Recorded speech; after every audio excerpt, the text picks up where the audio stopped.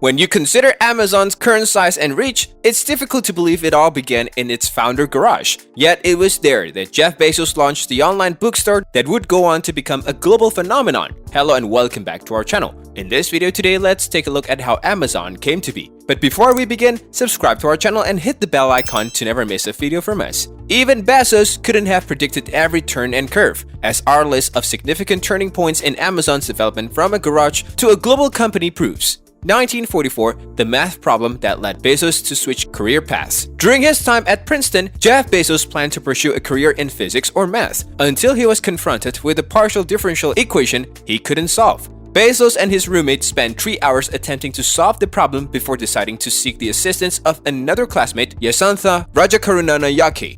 Yasantha was able to solve the equations quickly and seemingly easily.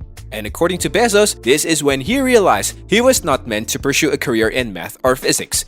Instead, he graduated Princeton with degrees in electrical engineering and computer science.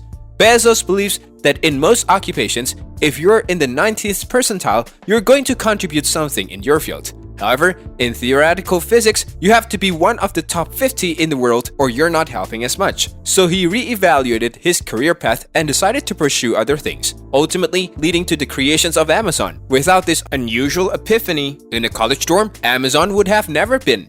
1994, laying the foundations in Seattle.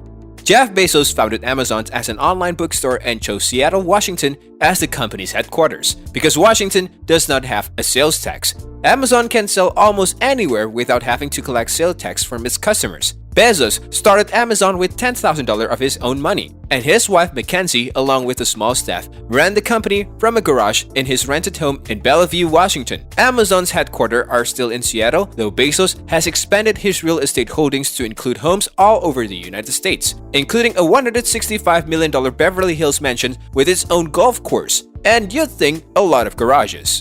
1994, what's in a name? Jeff Bezos had the idea to give the company a magical sounding name, and Cadabra was the top of his list. However, after consulting with legal counsel, it was determined that the name could easily be misconstrued as cadaver over the phone. In the beginning, the name Relentless was a serious contender. Even today, a visit to relentless.com will take you to Amazon. Bezos eventually decided on the name Amazon, named after the world's largest river. He came up with the idea while browsing the dictionary, specifically targeting names beginning with A because he believed it would give the companies an advantage in alphabetized lists. 1997, getting the public involved.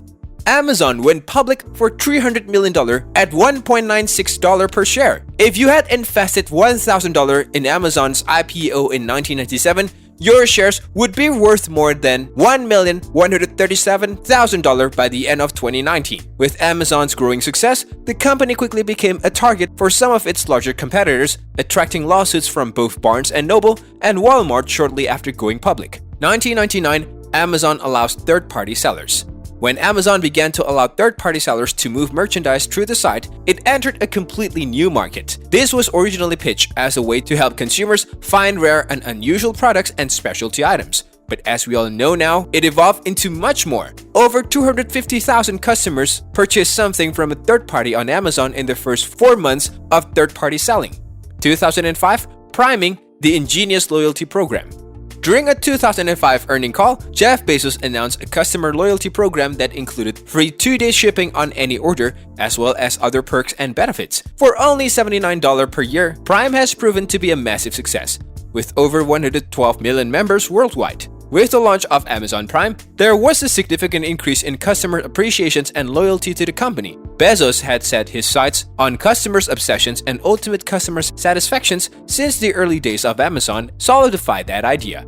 Simply put, the convenience and accessibility to goods that Prime provides, not to mention other benefits such as TV and music, is the pinnacle of Amazon's quest to provide complete customer satisfaction. The average Amazon Prime member in the United States spent $1,400 on Amazon's in 2019. 2015, raising the bar.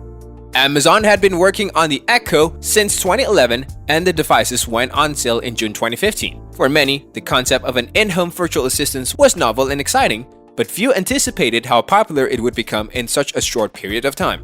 The most popular Alexa-enabled device is the Echo Dot, but Amazon has recently been linking Alexa with a variety of smart home devices and updating Alexa's functions on a daily basis. Amazon has now sold over 100 million Alexa-enabled devices, and sales are expected to increase rapidly in the future.